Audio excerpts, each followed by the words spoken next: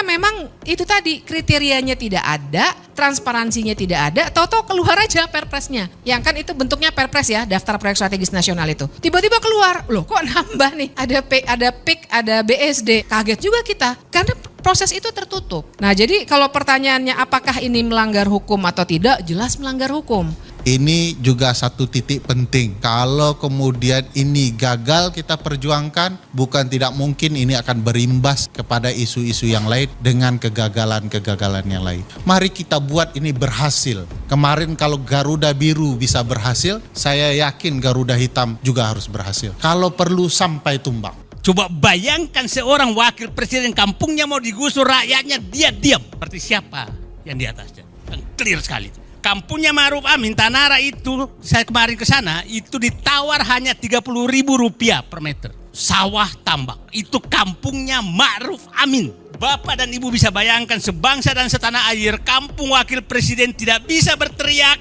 melawan oligarki. Itu praktik. Tanya apa kabar baik gitu, padahal sebenarnya tidak baik-baik saja. Karena kita memang merasa bahwa hari-hari ini Indonesia sedang tidak baik-baik saja. Terima kasih buat yang sudah hadir hari ini. Saya lihat ada beberapa teman mahasiswa dari berbagai perguruan tinggi ya.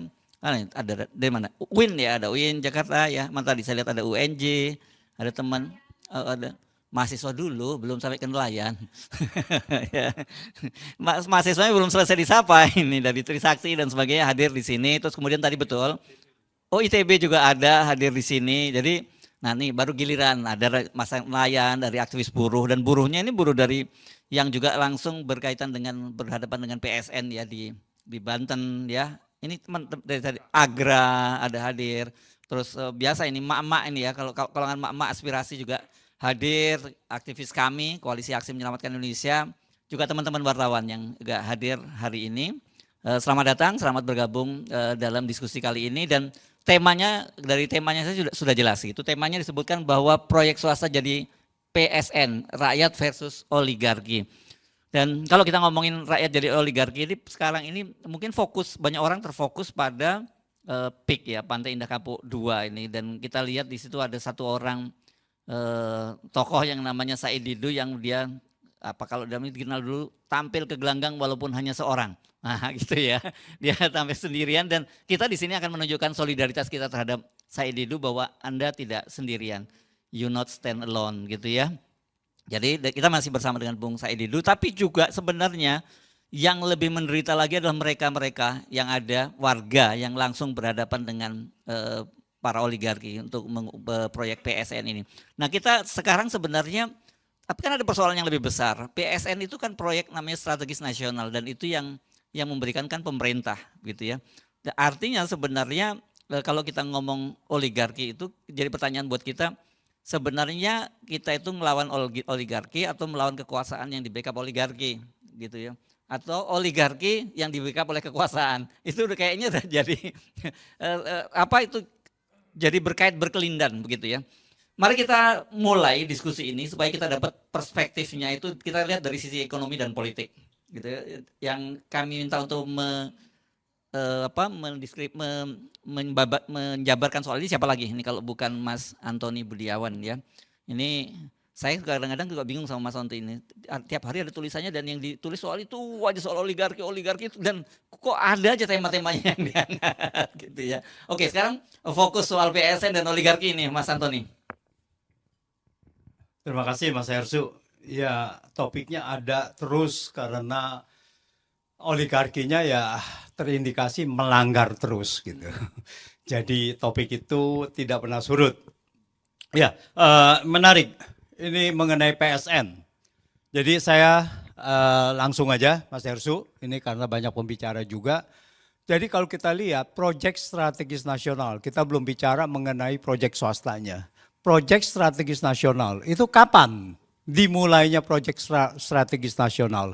Itu pada tahun awal 2016 dimulai dengan Perpres nomor 3 2016, dan di situ tentang proyek strategis nasional, dan di list ada 215 proyek strategis nasional.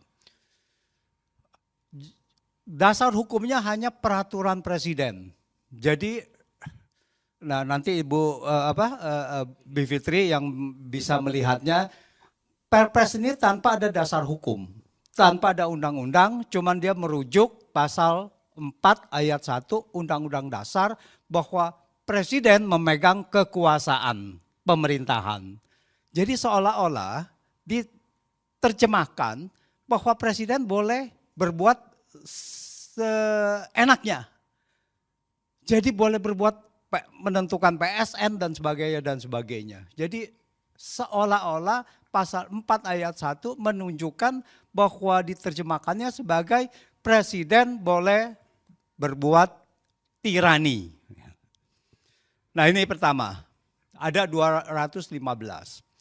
Tapi kalau kita lihat proyek-proyek itu masih demi kepentingan nasional. Meskipun ada proyek tol yang ada juga yang diindikan oleh swasta gitu. Tetapi masih kepentingan nasional. Ada proyek bendungan dan sebagainya. Yang mayoritas adalah proyek-proyek dari pemerintah.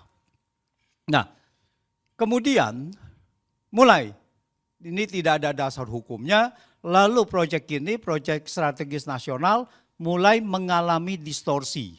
Pertama adalah distorsi di tambang-tambang di mana pada saat itu nikel mau dibesarkan. Untuk mengusir penduduk setempat untuk menjalankan bahwa proyek ini bisa berjalan lancar, maka diberikan status PSN. Oleh apa? Oleh Perpres. Disitulah terjadi pengusiran dan disitulah mulai proyek swasta masuk sebagai proyek PSN.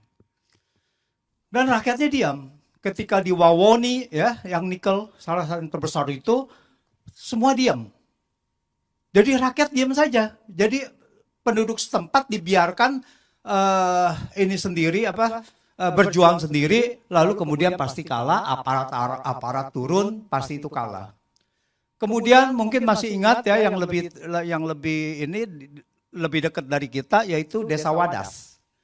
Nah, di mana bahwa di situ ada bendungan, lalu katanya mau diambil batu itu dari Desa Wadas untuk bendungan di Desa Wadas.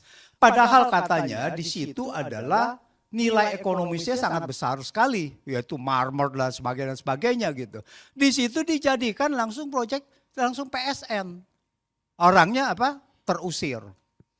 Jadi untuk kepentingan swasta, masyarakat setempat ini diusir. Itu Desa Wadas. Setelah Desa Wadas, banyak nikel-nikel tapi kita nggak dengar karena ada di Indonesia Timur. Lalu kemudian terjadilah PSN di Pulau Rempang untuk pabrik kaca, swasta pabrik kaca, bahkan swastanya adalah asing lagi ya, melalui perusahaan Indonesia gitu. Jadi ada investor asing gitu, investor dari China mau di Desa Wadas 17.000 hektar pulau yang ada pulau burunya di situ, ada hutan buru dan sebagainya mau dibebaskan. Penduduknya diusir, tidak boleh ada yang tinggal di situ, direlokasi. Tetapi perlawanan Rempang itu sangat luar biasa. Nah, ini pembelajaran dari kita. Kalau masyarakat bersatu melawan, maka bisa berhasil untuk menunda proyek ini. Meskipun pada saat itu dibilangnya ditunda proyek Pulau Rempang ini. Karena apa? Penunjukan PSN itu cuma 1 bulan Mas Hersu. Dari Bahlil Erlangga atau yang ke China, MOU, kemudian 1 bulan kemudian Menko Erlangga lalu mengatakan ini adalah proyek strategis nasional Eco Smart City atau apapun namanya. Hanya 1 bulan bos. Luar biasa. Lalu kemudian menjelang lengsernya Jokowi, dia memberikan PSN kepada PIK 2 dan BSD. Ini perumahan yang sudah eksis 30 tahun lebih, yang sudah biasa-biasa saja, Lalu bisa jadi proyek strategis nasional itu di mana strategisnya? Jadi tidak ada yang namanya strategisnya. Itu pertama. Kedua, kita lihat dari peraturan. Peraturannya adalah yang terakhir ini memakai peraturan Undang-Undang Cipta Kerja. Dari Undang-Undang Cipta Kerja itu, kalau khususnya kita bicara PIK 2, yaitu ada alih fungsi lahan. Ya, ada lahan pertanian atau apapun yang kemudian dialihkan menjadi perumahan atau proyek wisata.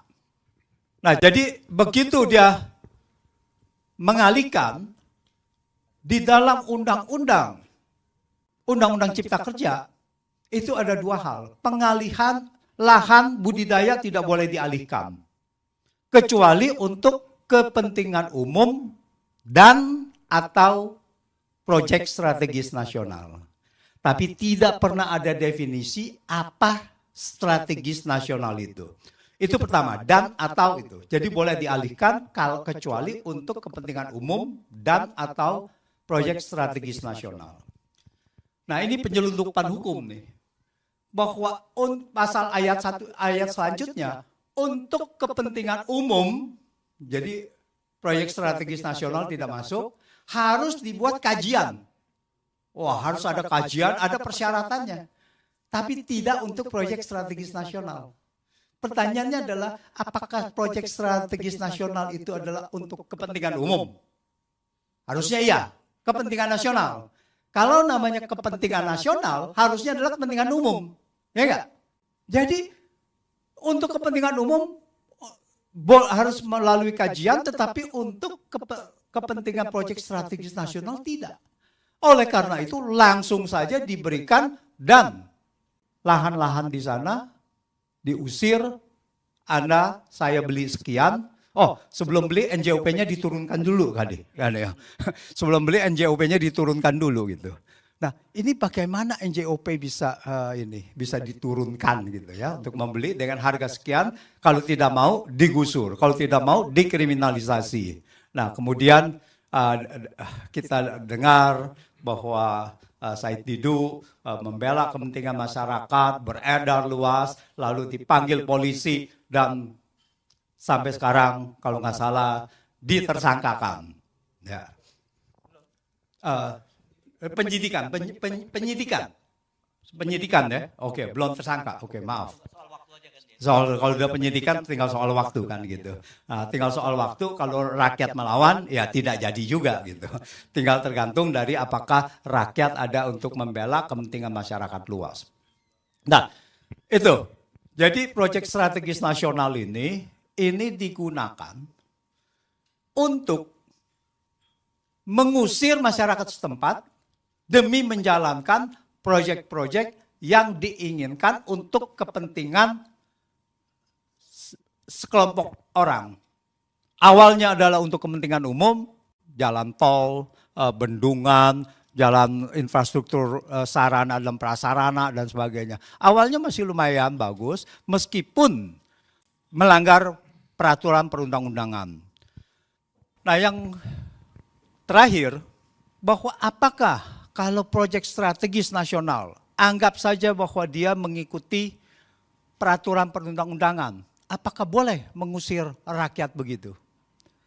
Pasal 28 H Undang-Undang Dasar ayat 4 itu mengatakan bahwa setiap orang berhak untuk memiliki barang pribadi, dan kepemilikan itu tidak boleh direbut oleh siapapun dengan sewenang-wenang.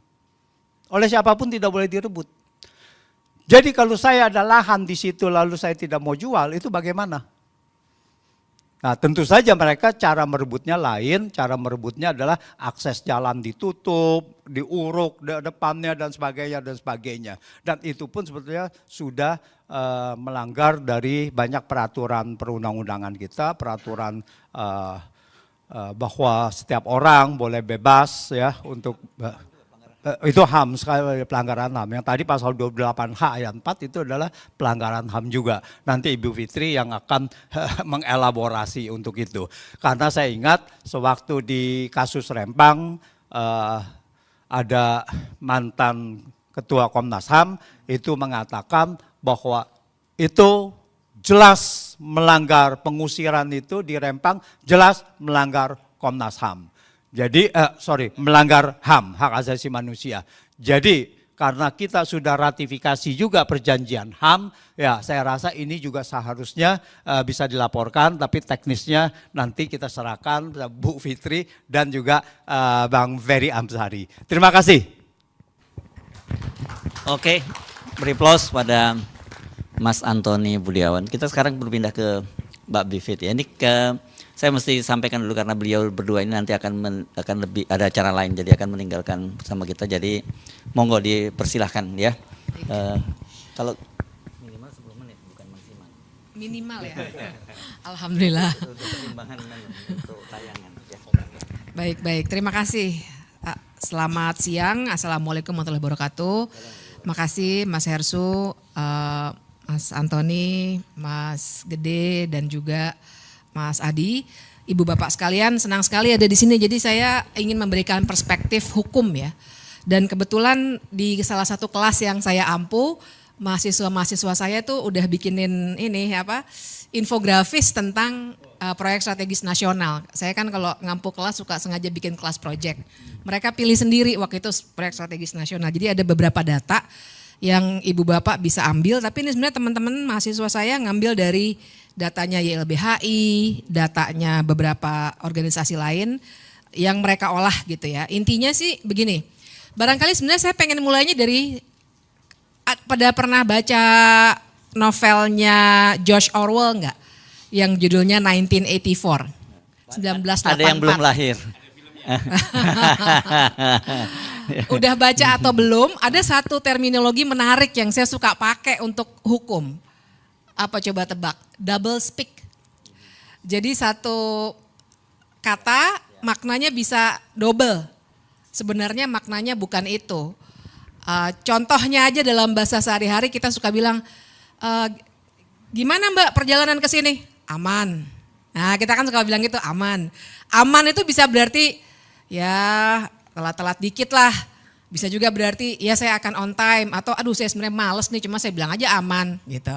Double speak tuh seperti itu. Sehingga saya menyambung apa yang dikatakan oleh Mas Antoni bahwa ketika dia dikatakan ini adalah kepentingan nasional, sebenarnya kita belum tentu bicara kepentingan nasional. Karena makna kepentingan nasional itu nasional mana nih? Pengusaha nasional kah? Atau warga nasional, maksudnya kita warga? Atau apa? Atau penyelenggara negara? Karena di sini nanti kita harus lihat, kata orang kan the devil is in the detail. Setannya tuh ada di perincian-perincian kebijakan yang dibuat. Nah persis di situ persoalannya. Karena ternyata proyek strategis nasionalnya itu untuk apa dan untuk siapa? Itu pertanyaan besarnya. Karena kalau kita lihat data yang disediakan oleh mahasiswa saya ini misalnya, yang dihasilkan adalah, ini datanya data tahun lalu sebenarnya 2023. Ternyata ada 106 konflik agraria dari PSN-PSN yang ada di seluruh Indonesia. Dan luas wilayah yang berkonflik itu 800.000 hektar. Yang berkonflik ya, bukan berarti yang lain tidak menjadi masalah, tapi itu karena ada perlawanan-perlawanan. Lebih dari 1 juta rakyat jadi korban. 134 tindak kekerasan dan 43 kasus kriminalisasi.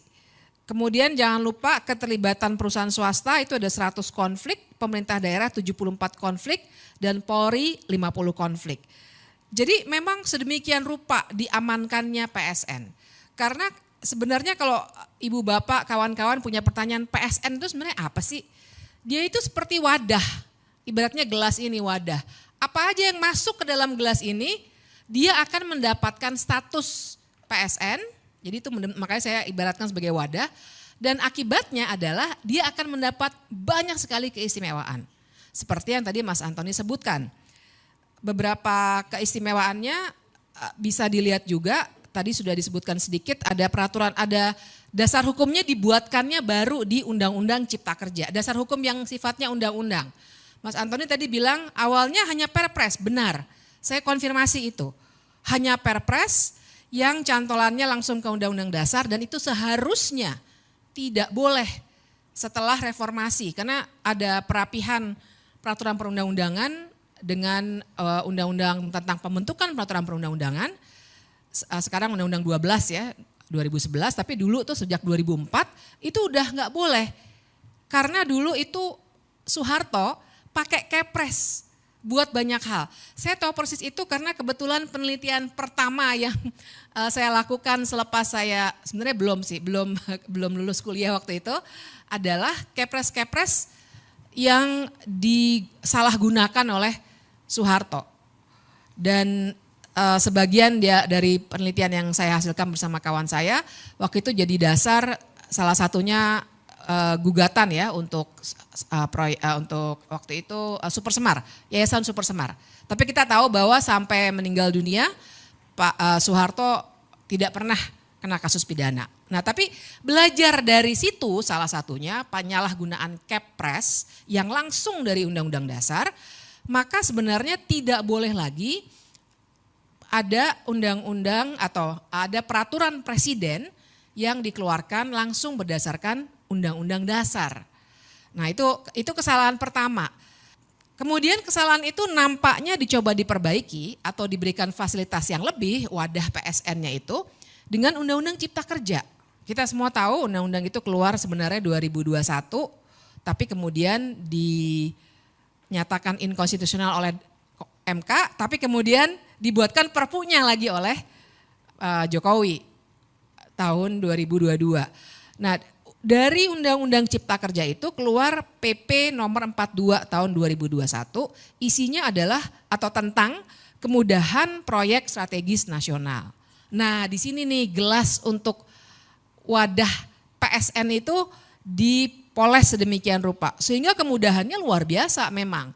Mulai dari izin, kemudian ada pengadaan tanah untuk kepentingan umum, itu ada perpresnya juga Ibu Bapak, bahkan kemudian dibuatkan yang khusus untuk PSN atau di bawah Undang-Undang Cipta Kerja dipermudah lagi, sehingga akhirnya akan sangat mudah mulai dari fasilitas pembiayaan, perizinan, pengadaan tanah untuk kepentingan umum, tuh double speak lagi kan, kepentingan umum yang mana nih, kemudian beberapa perizinan lainnya lah, karena kita tahu untuk memulai suatu proyek kita akan berbicara soal dokumen yang luar biasa banyak begitu ya. Dan jangan lupa kita berbicara di sini bukan sekedar bahkan bukan hanya Wadas atau Rempang, tapi kita berbicara soal mulai dari sirkuit Mandalika, Bendungan Bulango Ulu, Gorontalo, tol Padang Pekanbaru, kawasan ekonomi khusus Gresik, PLTA Pinang, banyak sekali daftarnya. Kalau di Google sebenarnya bakal ketemu langsung semuanya. Termasuk cetak sawah baru di Pulau Pisau, Kalimantan Tengah, pembangunan waduk Sepaku, banyak sekali. Bayangkan itu semua mulai dari bandara, bendungan, jalan tol, semuanya diberi kemudahan. Mulai dari perizinan sampai pengadaan tanah atas nama kepentingan umum. Jadi itu kesalahan yang luar biasa besar karena akhirnya karena dapat kemudahan atas nama PSN dilakukanlah pelanggaran-pelanggaran HAM seperti yang tadi Mas Antoni katakan. Jadi atas nama PSN, kalau lihat kasus di Pulau Rempang, itu misalnya diusirlah masyarakat adat yang sebenarnya sudah tinggal di situ sejak nenek moyang mereka, bahkan sejak Republik Indonesia belum menjadi Republik Indonesia, diambil tanahnya atas nama PSN dan kemudian kalau mereka menolak dan akhirnya terjadi konfrontasi dengan aparat keamanan, akhirnya digunakanlah gas air mata secara berlebih-lebihan. Kalau waktu itu Ibu Bapak ingat sampai anak-anak kecil di sekolah-sekolahan itu sakit matanya, pingsan dan lain sebagainya. Apakah itu pelanggaran HAM? Iya, karena penggunaan gas air mata secara berlebihan dan menyakiti orang lain, apalagi anak-anak, itu merupakan pelanggaran hak asasi manusia yang harusnya diusut lebih lanjut begitu. Nah, jadi itu situasi yang terjadi. Dan kalau begini, mungkin ada pertanyaan juga, kenapa sih perlu ada PSN? Dan kenapa baru pas zamannya Jokowi aja, mulai 2016 itu ada PSN? Saya kira kita semua tidak anti total pada pembangunan. Tapi masalahnya adalah bagaimana pembangunan itu dilaksanakan. Nah, PSN itu adalah konstruksi hukum, jadi saya ibaratkan dengan gelas ini, wadah, konstruksi hukum yang dibuatkan untuk memberikan keistimewaan. Nah, masalahnya adalah siapa yang bisa masuk ke dalam wadah ini itu tidak jelas prosedurnya. Nah, disinilah terjadi misalnya, kok tiba-tiba kita sebut saja 2 yang tadi Mas Antoni sudah sebutkan, 2 proyek yang sebenarnya sudah jalan dari lama sekali ya, PIK, BSD, ya itu teman saya juga banyak yang tinggal di BSD udah lama dari 20 tahun yang lalu. Tapi kenapa baru masuk sekarang? Karena proses kapan suatu proyek itu masuk atau keluar, nggak ada yang keluar sih sejauh ini ya. Semuanya masuk aja, orang dikasih kemudahan, siapa yang nggak mau. Jadi siapa yang masukin, apa kriterianya, dan bagaimana tolok ukurnya suatu proyek bisa masuk ke dalam wadah yang namanya PSN itu tidak jelas. Disinilah terjadi yang namanya benturan kepentingan. Jadi di sini kita bisa bicarakan tuh kalau kata orang-orang anti korupsi ini yang namanya state capture corruption. Sering juga kita pakai istilah ada conflict of interest.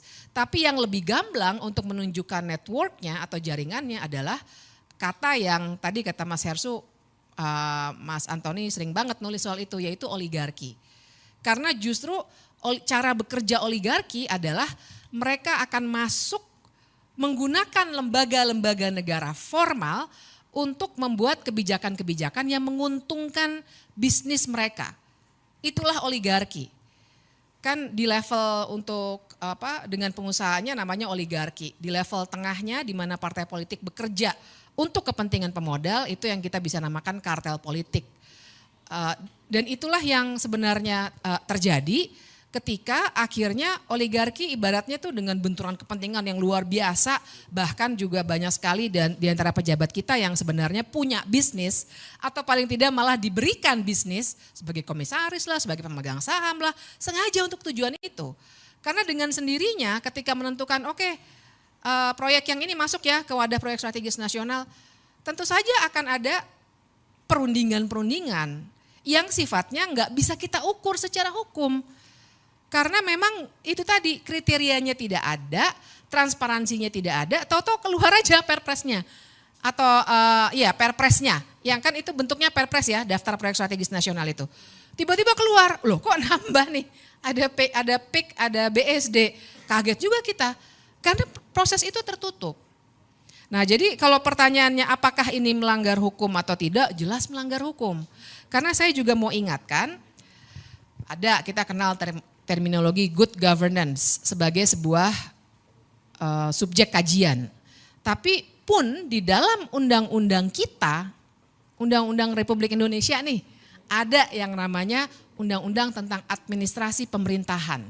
Yang isinya ada namanya asas-asas umum pemerintahan yang baik, AUPB kami sering bilangnya. Nah di situ harusnya ketat. Ketika membuat kebijakan baru misalnya, tidak boleh dibuat tanpa ketelitian, tidak boleh dibuat tanpa adanya partisipasi, kemudian tidak boleh ada benturan kepentingan, dan lain sebagainya. Itu ada, kalau teman-teman mau lihat buka aja Undang-Undang Administrasi Pemerintahan kalau saya nggak salah pasal 10. Tapi saya mau bilang, ini bukan sekedar obrolan warung kopi.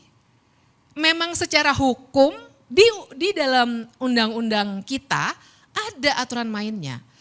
Salah satunya tadi AUPB, tapi lebih dari itu ketika ada pelanggaran-pelanggaran pengambil alihan tanah dengan kekerasan, terus orang yang mempertahankan tanah dilempari gas air mata atau dihadap-hadapkan dengan aparat kepolisian ataupun tentara, itu juga sudah melanggar hak asasi manusia. Jadi luar biasa mudorotnya tuh daripada manfaatnya sangat-sangat luar biasa timpangnya. Manfaatnya saya nggak bisa bilang ini memang manfaat buat warga, karena ternyata yang akan lebih diuntungkan adalah orang-orang yang pemilik modal itu, yang seringkali kita kategorikan atau kita analisis sebagai oligarki. Nah, kira-kira begitu gambarannya. Barangkali nanti kita bisa diskusi lebih lanjut soal proyek strategis nasional. Mas Yarso. Terima kasih. Applause untuk Mbak Bivitri. Seperti biasa kita enak ya, setiap kali menyimak Mbak Bivit itu kita dapat perspektif dan juga kemudian kita ngerti gimana sih konstruksi hukumnya gitu ya. Oke, tapi sekarang saya ajak Anda untuk menyimak pemaparan dari kandidat doktor gitu ya. Grace Riana. Ini menarik karena dia, setahu saya dia sedang menyusun disertasinya itu berkaitan dengan soal oligarki dan politik ya. Ini dan saya sih ingin agar lebih tajam gitu, Bung Gede. Karena sebenarnya kan saya tadi nyebut, sebenarnya kita bingung menyebut antara penguasa dan oligarki itu siapa yang di depan, siapa yang di belakangnya begitu ya. Tapi realitasnya memang sekarang itu semua kontestasi, pilpres termasuk kontestasi, pilgub termasuk Anies Baswedan kemarin gagal menjadi calon gubernur itu sebenarnya aktor utamanya bukan Jokowi, tapi aktor utamanya itu oligarki. Oke, silakan. Terima kasih Mas Yarso. Assalamualaikum warahmatullahi wabarakatuh. Terima kasih kawan-kawan semua yang hadir di sini. Jadi tadi Bung Antoni sama Bivitri sudah menyampaikan fakta-fakta, tapi kita juga perlu tahu mengapa fakta ini terjadi ya. Jadi saya pikir masyarakat juga perlu diberikan penjelasan bahwa segala kebijakan-kebijakan ya di era Jokowi ini yang parah gitu ya, yang sangat merugikan masyarakat, itu merupakan hasil dari relasi antara oligark dengan penguasa ya. Jadi di negara manapun tuh oligark selalu ada ya, baik di negara dengan sistem demokrasi atau sistem single party atau sistem monarki, semua ada oligark selalu hadir di situ. Dengan demikian artinya relasi antara oligark dengan penguasa itu selalu ada gitu. Dan keduanya itu saling berupaya untuk mendominasi satu sama lain ya. Dalam kurun waktu tertentu bisa aja pemerintah yang lebih mengendalikan atau mendominasi oligark, tapi di waktu yang lain ya terjadi sebaliknya gitu. Nah, relasi ini terbentuk karena adanya kepentingan ya, yaitu kepentingan untuk bertahan. Oligark kepentingannya mempertahankan kekayaannya ya kalau menurut definisi Winters, atau dia mengakumulasikan kekayaannya kalau menurut hadis Robinson. Ya, sedangkan dari penguasa jelas dia mempertahankan posisinya atau kekuasaannya. Ya termasuk dengan cara-cara 3 periode misalnya, atau politik dinasti, anak dan mantunya siapa tuh namanya, Mulyono ya.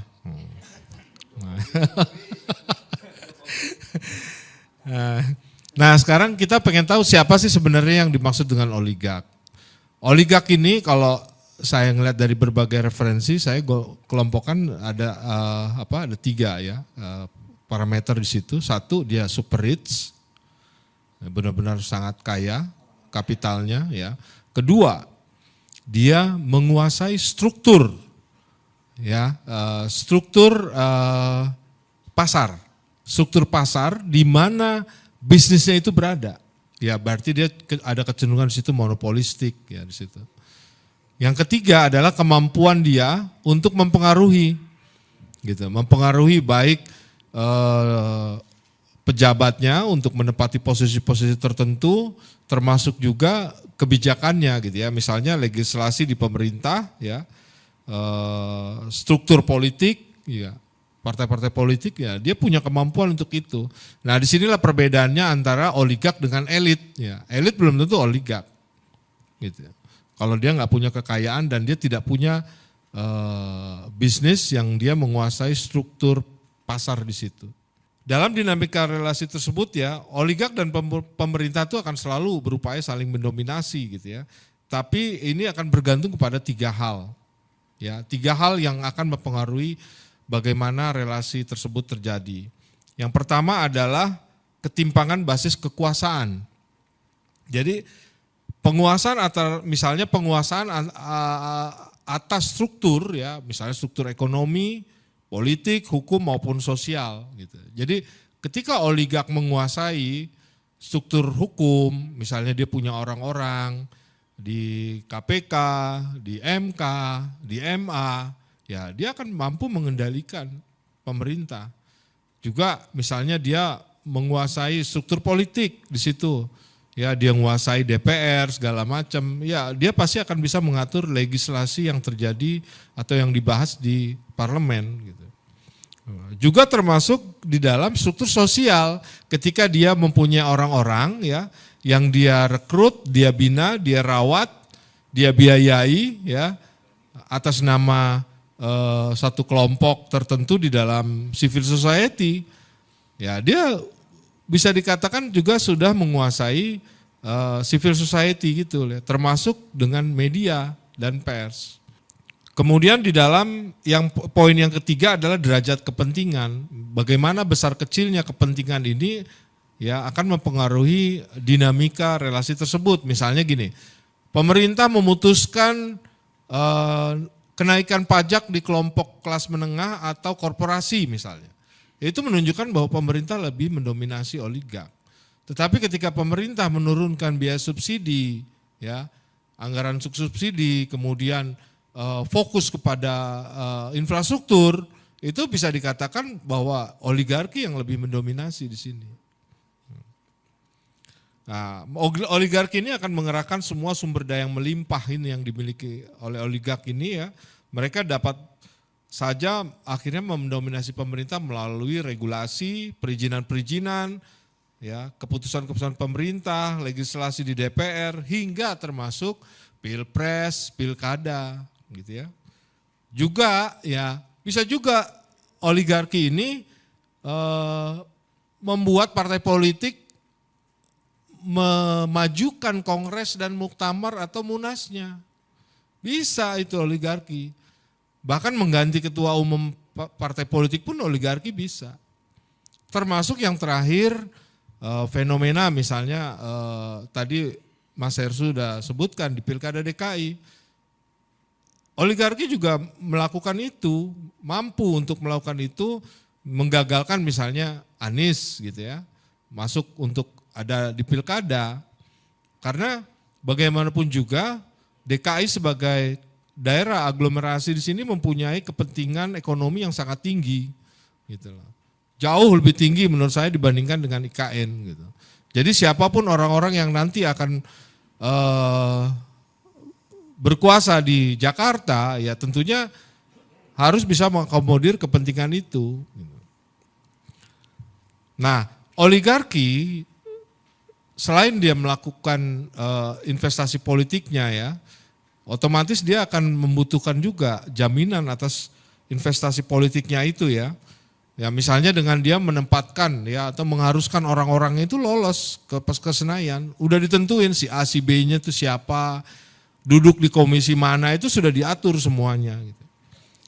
Kemudian duduk di institusi penegakan hukum dan peradilan itu siapa, itu semua sudah dibuat ininya ya jenjangnya.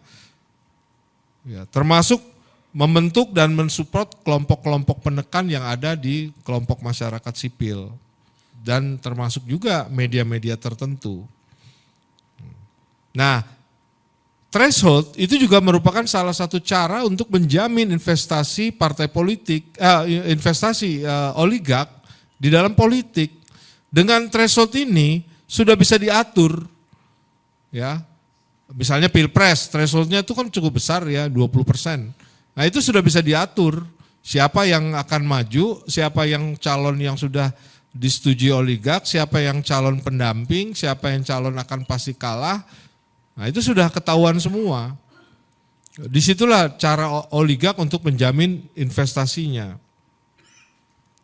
Nah menurut ada teori yang saya pernah baca itu menurut Thomas Ferguson menjelaskan bahwa konstituen utama dari partai politik itu bukan pemilih, justru oligark yang jumlahnya terbatas.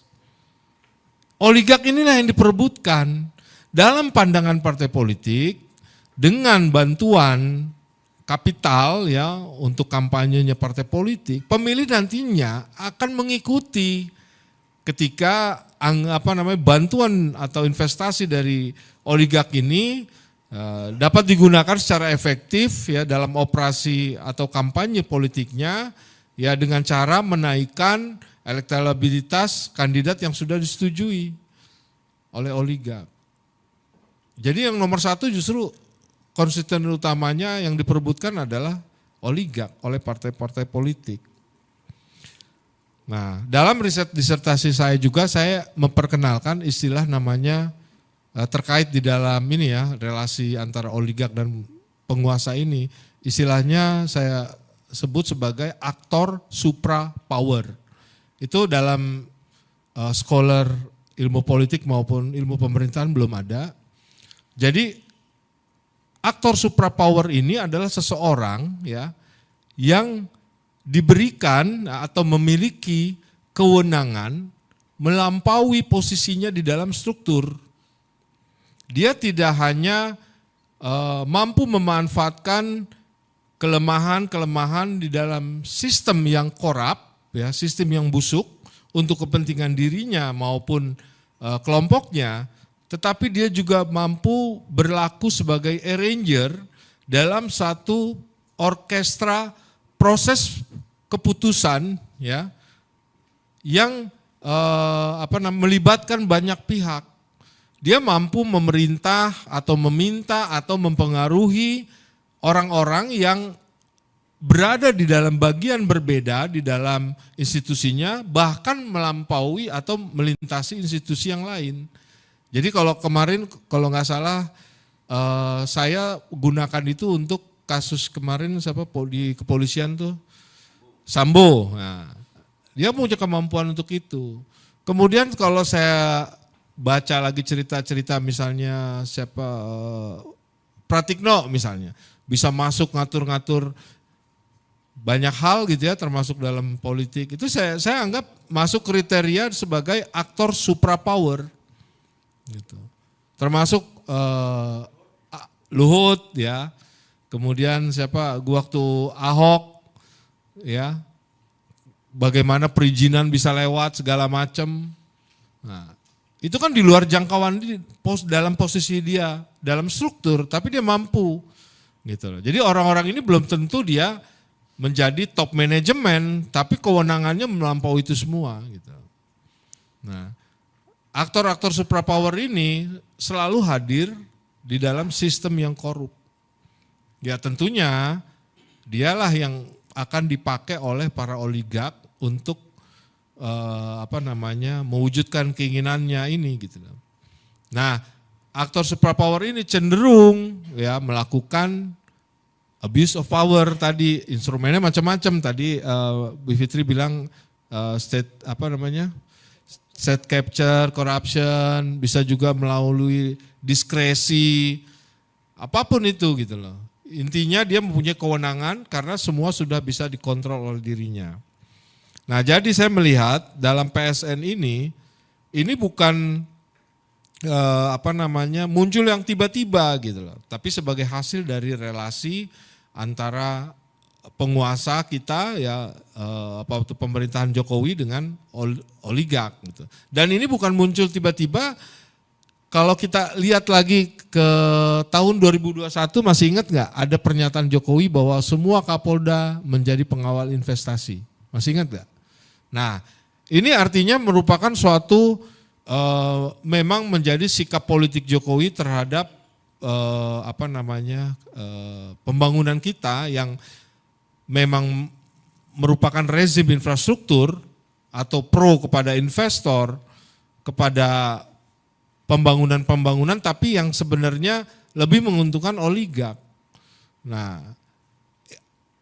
nggak ada beda dengan PSN ini ya. Ketika PSN ini sudah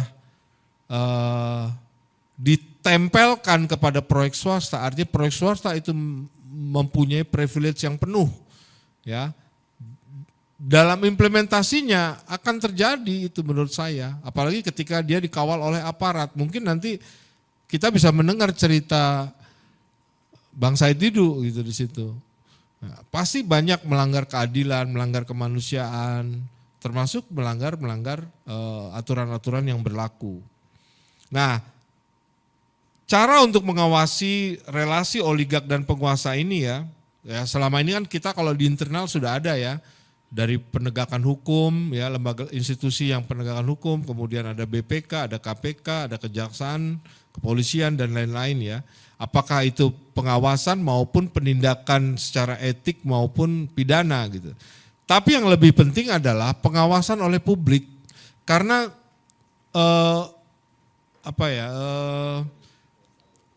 transaksi itu antara oligark dan penguasa itu bisa terjadi kapan saja. Di malam hari pun saat kita tidur mereka bisa bertransaksi.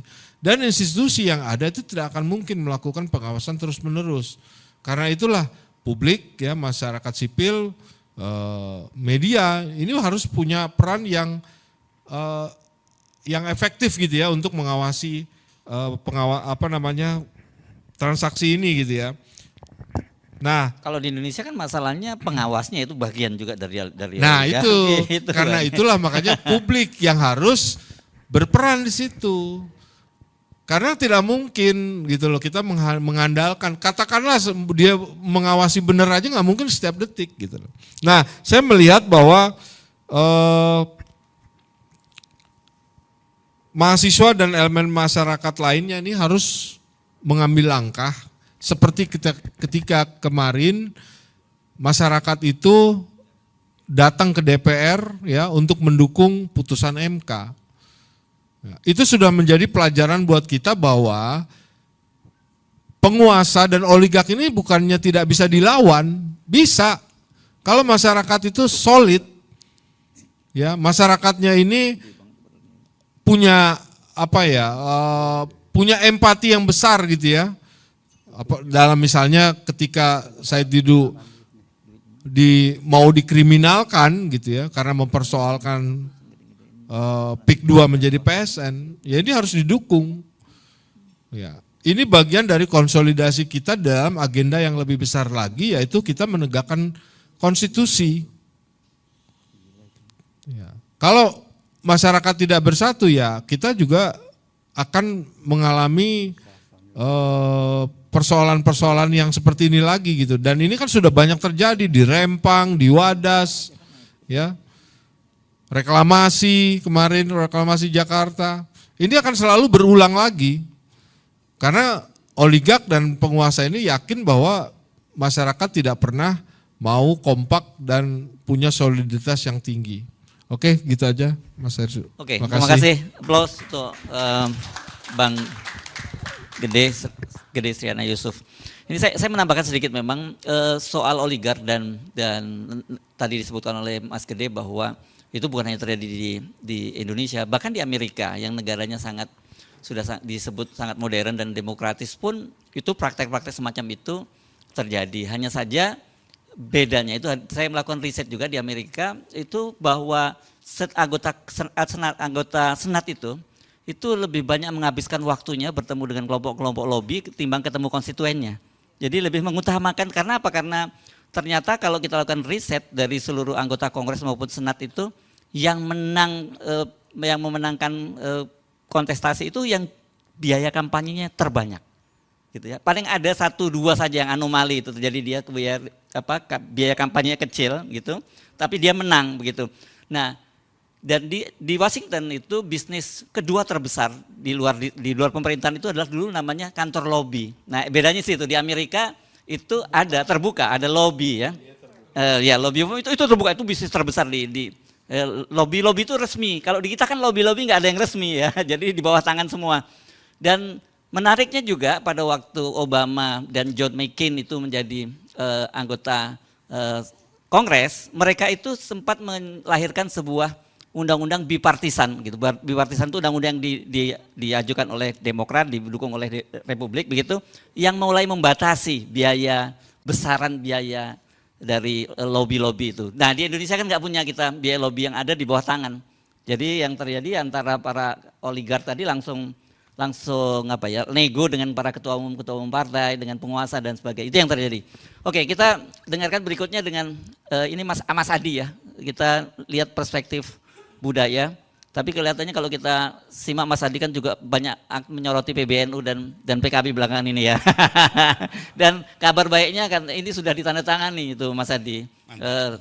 PKB, SK PKB oleh Menteri Hukum dan HAM-nya. Ya.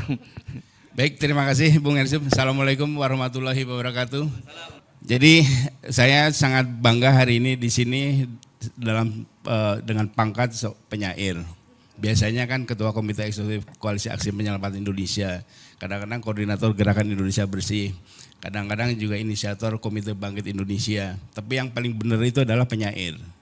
Dan saya paling bangga dengan profesi penyair ini, sebutan penyair. Enggak, ini lebih membanggakan juru bicara Gus Dur, tapi yang paling membanggakan itu yang paling benar itu sebagai penyair. Karena penyair inilah satu-satunya profesi yang dijadikan judul surat dalam Al-Quran, Asy-Syu'ara. Surat ke-26. Jadi memang betapa hebatnya penyair. Nah itu sebabnya saya ingin mengulas masalah persoalan bangsa ini yang rumit, yang berbelit-belit ini dari konteks kepenyairan, sejarah, juga keagamaan dan lain-lain kita melakukan. Tapi startnya itu saya mulai dari lagunya Kus Plus Kolam Susu. Yang liriknya orang bilang tanah kita tanah surga. Di situ kan sudah dijelaskan bahwa orang yang bilang tanah kita tanah surga, buat kita kan bukan surga. Ini lebih dekat kepada neraka. Nah pertanyaannya adalah kenapa orang bilang tanah kita tanah surga, dan kita tahu bahwa kekayaan kita, sumber daya alam kita sangat luar biasa, tetapi kita belum pernah punya catatan sejarah bahwa rakyat kita pernah gemah ripah Loh Jinawi, pernah makmur. Kesalahannya di mana? Saya mencoba mengurut sampai ke belakang, sampai ke zaman Jepang, ternyata bukan juga, ke Belanda, ternyata bukan juga, ke zaman raja-raja, zaman Ken Arok, ini pendiri dinasti paling top, yang sekarang diikuti Ken Mulyono nih. Ken Arok kan menurunkan raja-raja Jawa. Nah ini Ken Mulyono itu ingin melahirkan keturunan pejabat-pejabat dari terahnya dia. Nah tapi nah kemudian ternyata bukan juga, baru ketemu sampai saya telusuri sampai ke Nabi Adam, persoalan bangsa ini. Nah ternyata persoalan kita ini mulai menyimpang itu sejak zaman Nabi Adam, ketika Tuhan menciptakan Nabi Adam dan malaikat semua suruh bersujud. Ada satu yang tidak bersujud, yaitu iblis. Iblis itu kemudian sama Tuhan diusir dari surga. Tetapi belum mau pergi dari surga, karena dia masih mau menjelma menjadi ular, menggoda Hawa. Nah kemudian ketika Tuhan betul-betul marah, suruh keluar dari surga, iblis bilang, Tuhan saya mau keluar dari surga tapi bikinkan tempat yang seperti surga. Replika surga juga gak apa-apa lah, yang penting saya surga. Kemudian Tuhan bikinlah replika surga di Nusantara, Khatulistiwa. Nah kemudian iblis turunlah menguasai negara Khatulistiwa, berkuasa sepenuhnya, dan dia bercokol di istana-istana, mulai zaman raja-raja sampai istana sekarang ini. Iblis yang berkuasa di situ. Jadi kira-kira apa paus sekarang itu kalau perlu dalam bahasa Islamnya meru'yah gitu ya? Dan nggak bisa, nggak mampu. Oh nggak bisa ya? Tidak mampu. Jadi saya kan pernah ada di istana, Bung Ersub. Saya pernah ada di sana dan saya menemukan iblis itu. Jadi tiba-tiba ada orang datang dengan seorang polisi bintang 1 datang, Mas Adi ini teman saya ini ingin jadi Kapolda. Ini ada dana 1,5 miliar untuk operasional, tapi untuk yang lain-lain, tapi kira-kira dia ngasih 500 dulu, ini operasional. Jadi tidak ada masalah. Ini saya kan nggak pernah lihat uang puluhan juta juga nggak pernah tiba-tiba disodorkan itu. Ini kan iblis pas ini yang menurunkan ini. Nah waktu itu iman kita kuat, Gus Dur imannya kuat juga. Iblis tidak betah di sana, kemudian pindah ke Senayan. Bersekutu dengan Senayan kembali ke istana. Dan kita lihat, Bung Ersub, ini bukan karena saya pernah di sana, saya paham betul memang iblis itu ada di situ. Soekarno itu dulu baik-baik saja, orang baik. Ketika di istana kemudian mulai penyimpangan-penyimpangan. Soeharto juga orang sangat baik. Ketika di istana mulai muncul penyimpangan. Begitu juga SBY. Yudhoyono kurang lebih kemudian berlanjut kepada Mulyono, dinasti Mulyono dan Yudhoyono. Joko Widodo itu orang baik dulu. Dia janji anak-anaknya itu berdagang, tidak mau ke politik. Tapi karena iblis. Siapa lagi kalau bukan iblis yang menghasut itu? Jadi memang kekuatan iblis. Nah, oleh sebab itu ke depan itu kita harus memilih pemimpin yang imannya kuat, yang bisa melawan iblis. Kalau tidak, orang baik kayak Prabowo pun kalau di istana tidak kuat iman, dia bisa menjadi tergoda oleh iblis. Nah, ini bahayanya. Kemudian kesimpulan ini saya turunkan menjadi puisi. Sebelum masuk ke situ, saya baca dulu. Tapi nanti saya akan menyinggung juga soal oligarki dan lain-lain itu. Nah, jadi pendekatan itu kemudian melahirkanlah puisi. Saya kemas dalam puisi, judulnya Istana Iblis. Memandang Indonesia, nyium aroma surga. Daun-daun kelapa bergoyang-goyang sepanjang pantai, seperti kepak sayap-sayap malaikat. Anginnya mendesir ngalunkan nyanyian lautan. Kita jadi teringat Adam, makhluk sempurna paling mewujud, hingga para malaikat pun diperintah lekas bersujud. Adam telah menghirup wangi dosa dan dari tubuh Hawa yang terperdaya, keduanya diusir dari surga dalam kehinaan telanjang. Adam terdampar di bukit Safa dan Hawa di bukit Marwah. Dan iblis? Kemana iblis? Ibu dari segala kesombongan itu pergi. Setelah surga dinyatakan tak layak lagi baginya, pembuat huru-hara pertama di alam semesta itu milih tetap tinggal di surga meski itu hanya replika. Jadi iblis kemudian ke Nusantara. Replika surga adalah jajaran pulau di hamparan biru laut. Para pengelana nyebut ini Zamrud Khatulistiwa. Tapi kaum pribumi bilang ini negeri para jalang. Karena iblis merintah ini negeri dari istana Tibudaya. Dari istana Tibudaya iblis menunaikan sumpahnya menghadang manusia dari depan dan belakang, dari kanan dan dari kiri, dari semua arah mata angin untuk menyesatkan manusia dari jalan yang lurus. Maka bumi dan air dan kekayaan alam yang berlimpah dikuasai iblis dan tak pernah jadi berkah bagi rakyatnya. Kebenaran jadi perkara yang menakutkan, kejujuran berada di ketinggian di atas angan-angan. Maka melihat istana yang dibangun dari puing-puing kebohongan, melihat istana Tibudaya dan iblis duduk di singgasana, nyerupai penguasa dari masa ke masa, dari masa ke masa. Memandang Indonesia melihat replika surga, tapi hanya mereka yang tunduk kepada iblis yang bisa nikmati aromanya. Itu demikian. Nah, siapa sih yang tunduk kepada iblis yang mencium aroma surga? Ya para konglomerat oligarki itu. Nah, jadi saya melihat, nah, jadi saya jamin bahwa penguasa istana kalau tidak kuat iman pasti akan digoda iblis. Ini iblis yang menggoda Adam ini. Jadi sangat kuat dan pasti akan tergoda. Dan anak-anaknya pasti digoda juga oleh anak-anak iblis. Nah, jadi godaan-godaan iblis ini menjadi seperti apa sih? Dalam konteks demokrasi adalah KTBLC, adalah undang-undang. Kita melihat misalnya di masa lalu, ada jadi ketika saya mempelajari konstruksi korupsi di Indonesia, biasanya bermula dari undang-undang. Selalu dari undang-undang. Tidak ada ujung-ujung kemudian nyopet orang nyolong dari undang-undang. Salah satu monumen yang dulu saya ingatkan juga kepada teman-teman komisioner KPK. Ini konstruksi. Dulu ada tahun 2008 tuh ada yang paling monumental itu ada undang-undang alih fungsi hutan. Itu DPR pertama Al-Amin, orang yang terpercaya tapi kemudian sangat tidak dipercaya, itu ditangkap oleh KPK. Dasarnya adalah apa yang terjadi? DPR membuat undang-undang alih fungsi hutan ini bersama para iblis-iblis itu. Dia ingin mengambil alih menguras hutan, ingin menghabisi hutan, tapi ini hutan lindung.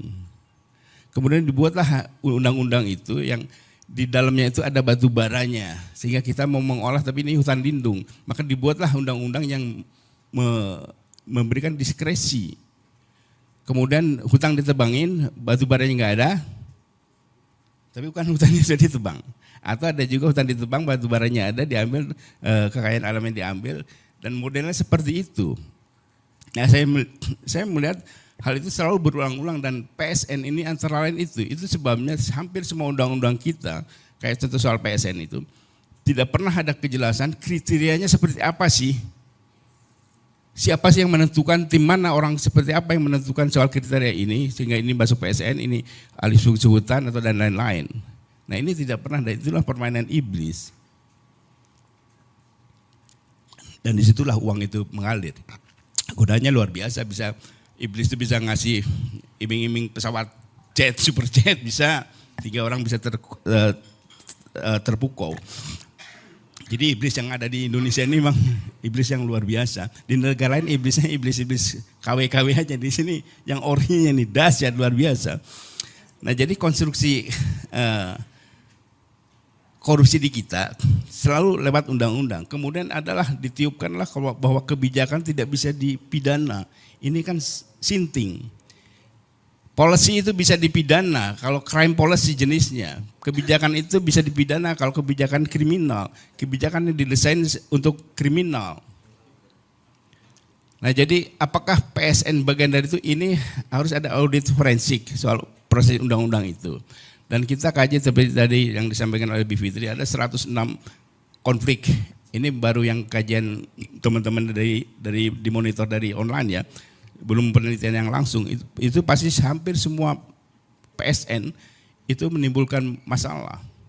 Di masa lalu ada Kedung Ombo pertengahan tahun 80-an. Itu betul-betul memang untuk kebutuhan rakyat, untuk pertanian.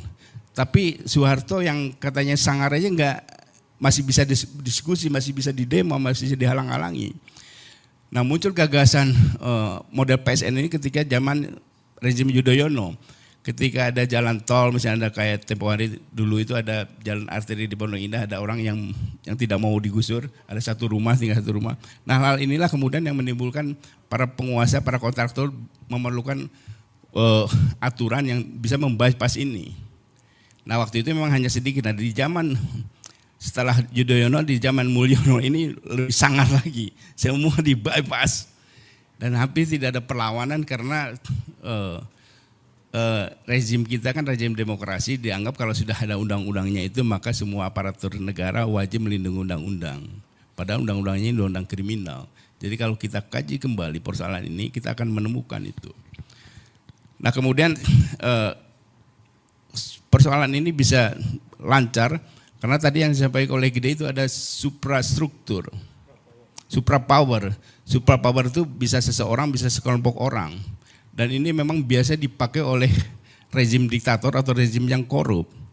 Di masa lalu misalnya di zaman Hitler ada SS, itu pasukan yang supra pasukan yang bisa menghancurkan siapa saja. Di zaman Orde Baru ada Opsus, ada 2 orang yang paling top itu Ali Murtopo dan Sujono Humardani, itu supra powernya. Orang takut sama itu. Kemudian ada juga muncul Benny Murdani dan kemudian di zaman Gus Dur ada juga isu itu soal pembisik itu nggak ada tapi. Nah hal semacam ini luar biasa memang, dan bagaimana mengatasinya ini memang saya berharap betul kepada sahabat kita, teman kita semua, paling tidak pernah kita kenal semua, namanya Prabowo Subianto, sekarang presiden. Dia berjanji koruptor lari ke antariksa pun akan dikejar oleh dia, bisa jadi bikin ke Antartika. Ke Antartika dikejar tim khusus, mudah-mudahan yang dikirim itu tim mawar, bisa masalah. Nah ini kan luar biasa. Nah sehingga ke depan ini kita bisa dengan cepat menyusul Korea Selatan. Paling tidak dalam menindak bekas presiden lah. Sepakat. Nah tinggalkan soal kemajuannya, ketika selangkah lagi kita mengikuti apa yang bisa kita ikuti. Jadi soal PSN ini memang harus dilawan. harus kita kaji kembali, kita gugat ini. Mungkin nanti teman-teman dari Bivitri, ahli hukum tata negara bisa mempersoalkan apakah ke Mahkamah Agung atau ke MK. Nah, sehingga kalau PSN ini abuse of power, melanggar hukum, ilegal, jadi kita bisa lawan semua PSN itu bisa diselesaikan dan energi kita bisa untuk membangun untuk hal-hal yang lain. Jadi dengan demikian, makanya kalau saya sering lihat podcastnya Bang Said melawan PIK itu, saya bilang ini bukan melawan PIK, sebetulnya Bang Said itu melawan Pak Mulyono ini. Karena yang bikin PSN, yang bikin dia begitu kan PSN ini. Nah jadi arah kita ke situ. Nah jadi saudara-saudara sekalian, jadi sumber korupsi di kita, iblis di kita ini berupa undang-undang, oligarki. Nah saya pernah membaca beberapa belas tahun yang lalu tulisannya Albert Einstein soal white socialism. Dia sudah menjelaskan tahun 49 sudah menjelaskan hati-hati dengan kapitalis ini, dengan oligarki ini. Mereka tidak bisa diperiksa bahkan oleh DPR. Karena DPR ini dari partai politik yang mereka biayain kampanyenya. Jadi oligark inilah yang memisahkan DPR dengan konstituennya, yang memisahkan wakil rakyat dengan rakyat itu yang mereka ini. Jadi ini sengkarut marut di situ di antara itu. Tapi apakah ini bisa dilawan? Tentu saja bisa. Kalau kita punya pejabat negara penyelenggara yang tough, yang kuat imannya, itu bisa dilawan. Jadi kita berharap kita harus mendukung pemerintahan manapun yang imannya kuat yang mau melawan oligark ini. Saya kira demikian. Terima kasih. Wassalamualaikum warahmatullahi wabarakatuh. Waalaikumsalam warahmatullahi wabarakatuh. Satu hal yang saya senang yang terakhir tadi yang disampaikan oleh Mas Adi, bahwa soal kita bisa mengejar Korea Selatan dalam waktu dekat. Saya kira dalam hitungan bulan itu kita bisa mengejar Korea Selatan asal Pak Prabowo mau ya. Oke, sekarang kita mestinya nunggu Mas Ferry Amsari tapi belum datang ya Bang Ferry ya. Jadi kita sekarang langsung saja ke ke bintang utamanya ya. Hari ini yakni Bung Said Didu. Ini tadi saya sebut ini berani tampil ke gelanggang walaupun seorang. Coba luar biasa ini. Yang lain duduk di ruang AC ngobrol-ngobrol memaki oligarki, Bang Said Didu langsung turun ke lapangan berhadapan dengan oligarki. Assalamualaikum warahmatullahi wabarakatuh. Terima kasih.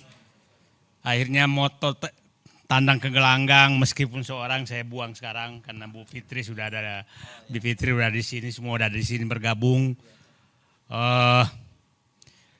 Sebenarnya yang semangat saya naik itu begini. Tanggal 6 Agustus, ini saya bicara apa di balik ini semua, ini baru saya membuka. 6 Agustus, saya ketemu seseorang yang saya tahu posisinya adalah penghubung politik antara oligarki dengan penguasa, dengan pengusaha yang mengendalikan kekuasaan dengan kekuasaan. Apa ceritanya ke saya? Dia kasih tahu semua skenario bagaimana Mulyono mau mengambil partai. Tanggal 6 Agustus. Sampai nama-nama panitia Munas Golkar pun dia kasih tahu saya. Dan tanggal 8 Agustus kan Airlangga dipanggil. Persis yang disampaikan ke saya. Tanggal 10 Agustus Airlangga mundur. Ini pingin pecah kepala saya. Kok negara aku sekarang betul-betul bukan diatur oleh partai politik. Betul-betul diatur oleh mereka.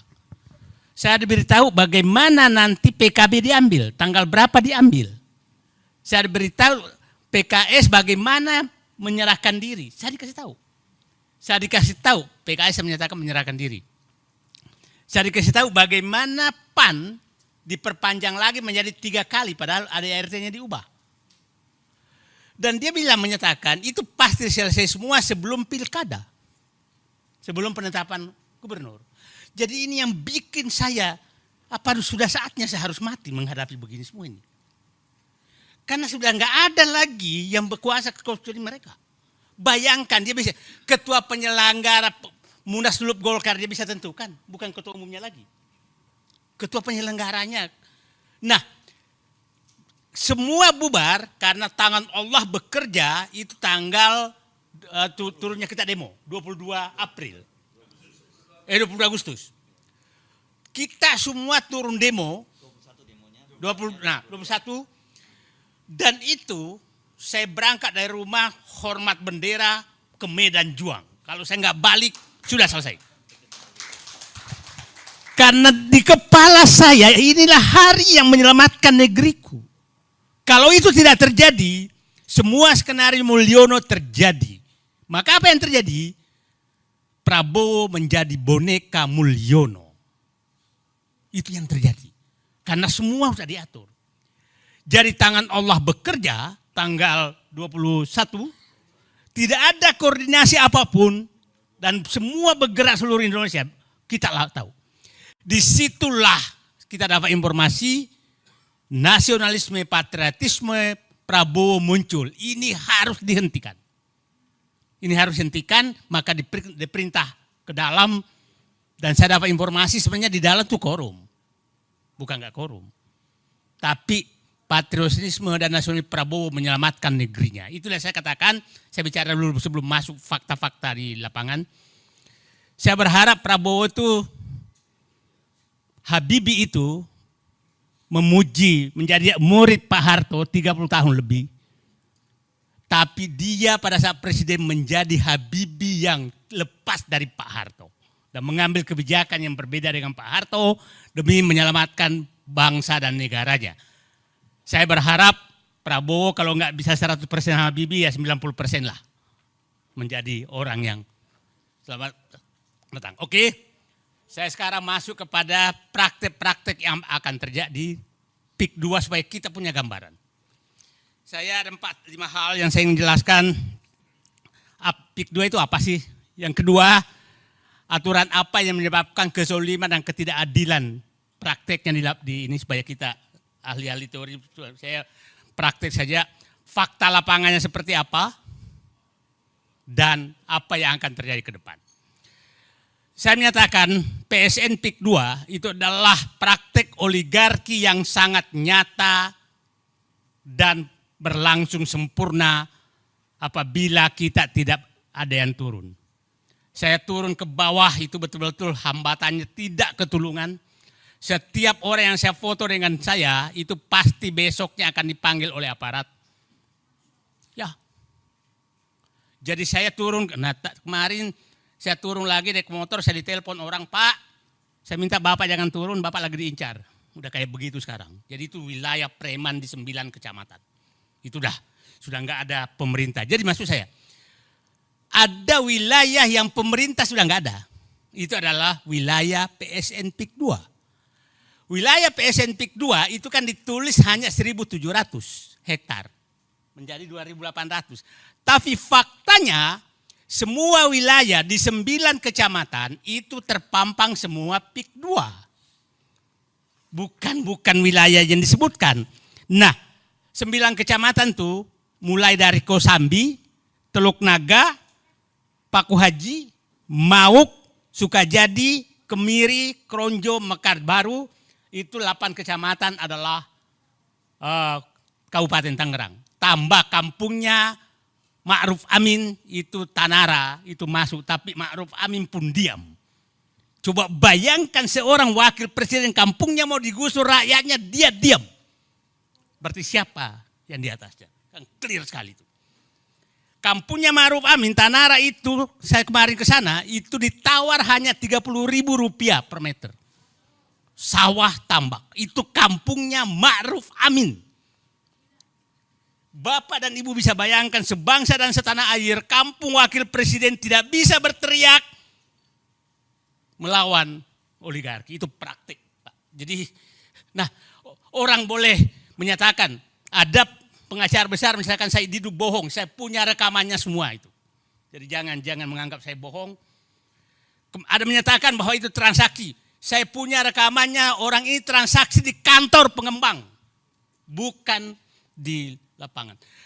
Notaris-notaris mereka sekarang ada di kampung-kampung mutar-mutar. Ya, notaris diturunkan ke kampung-kampung. dengan menawar tanah. Tanah sekarang di Keronjo itu 52.000 rupiah, 2.000 rupiah untuk ke desa, 10.000 rupiah untuk maklar. 40.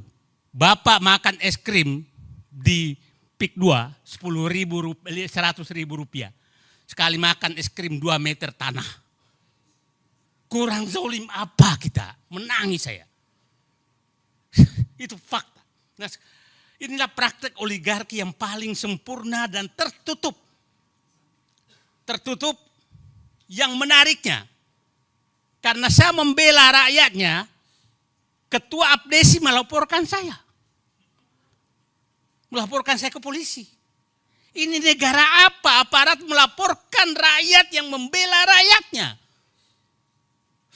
Ini negaraku. Bapak saya perintis kemerdekaan. Mendidik saya melihat perjuangan dia. Negaraku begini. Nah, aturan apa sih yang menyebabkan Pak Amsari mereka? Saya Bapak Alitori, nanti kita kaji. Satu, yang dilakukan itu adalah dia menetapkan wilayah itu sebagai lokasi yang seakan-akan hanya pengembang PIK 2 yang boleh beli. Itu oleh Pemda. Oke? Akhirnya tidak boleh ada transaksi apapun kecuali dengan mereka. Yang kedua dilakukan adalah izin jual beli. Tidak boleh ada jual beli di lokasi 9 kecamatan itu kecuali kepada pengembang. Lurah, desa, camat, tidak boleh ada transaksi apapun. BPN tidak boleh ada transaksi apapun. Mekanisme pembebasannya aneh. Ini masuk PSN, biasanya kalau pembebasan pemerintah kan ada mana panitia penetapan harga. Panitia 8, panitia 9 namanya dulu. Ini tidak ada. Yang menentukan adalah aparat desa yang mendatangi dan bersama preman mendatangi rakyat. Nah, yang menariknya adalah, mohon maaf aja, ini semua di bawah, tidak ada yang berani apapun. Nah, ini ada tadi saya dapat berita, kepala desa sudah mau ditangkap karena jual tanah. Ada lagi daerah Kohot sekarang sudah mau ditangkap. Ini memang pelakunya adalah Abdesi, kemungkinan marah. Karena begini, saya datang ke lokasi, tahu-tahu ada kantor pembebasan lahan PT Kukuh Mandiri didukung oleh Abdesi Kabupaten Tangerang. Loh, kok ada begini? Gitu kan?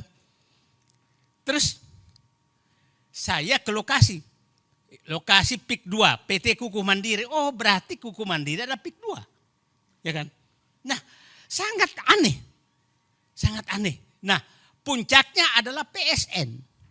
Puncak aturan yang dibikin. Ingat, PSN diumumkan 2 hari setelah pengumuman MK tentang kemenangan Presiden Prabowo. 2 hari.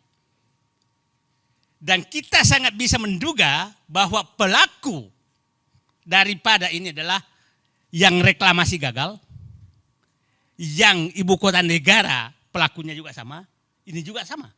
Artinya kelihatannya setelah gagal di reklamasi Pantai Utara, dia pindah ke IKN Zong juga, maka dibayarlah dengan PSN PIK 2. Nah, kenapa sih mereka menunggu PSN? Coba kalau PSN itu kan ada 6 fasilitas yang akan diberikan. Satu adalah kemudahan perizinan. Itu faktanya terjadi. Yang kedua kemudahan pembiayaan. Artinya bisa minjam. Yang ketiga ada jaminan resiko termasuk resiko politik. Kan gila ini.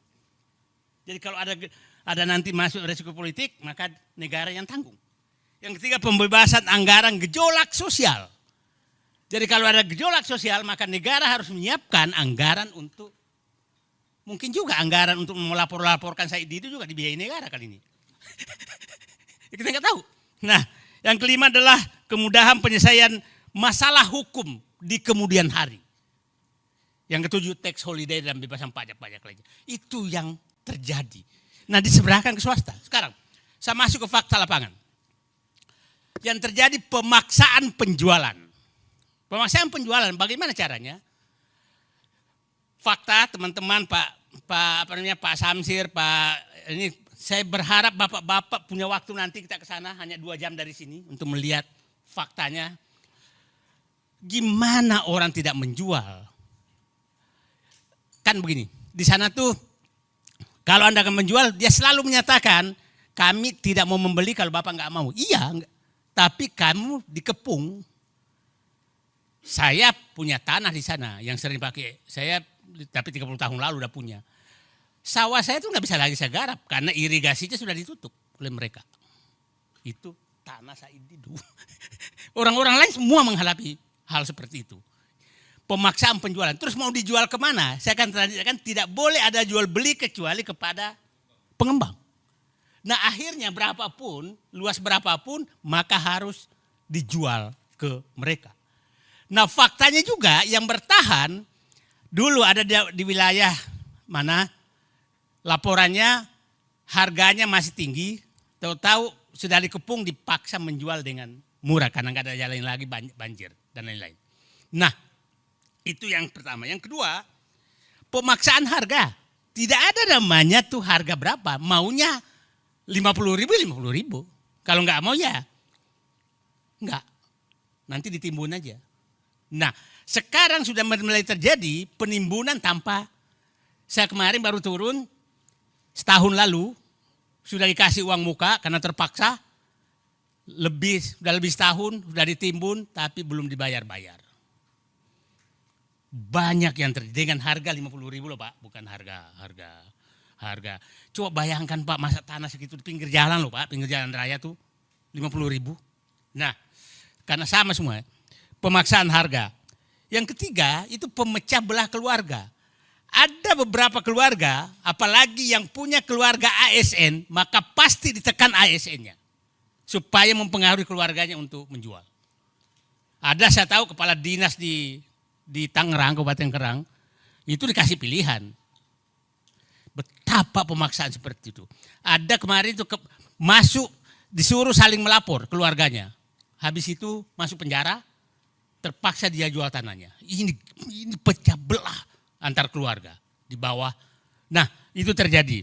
Kemudian kalau keterlibatan aparat itu sangat nyata. Nggak ada tempat sama sekali untuk mengadu.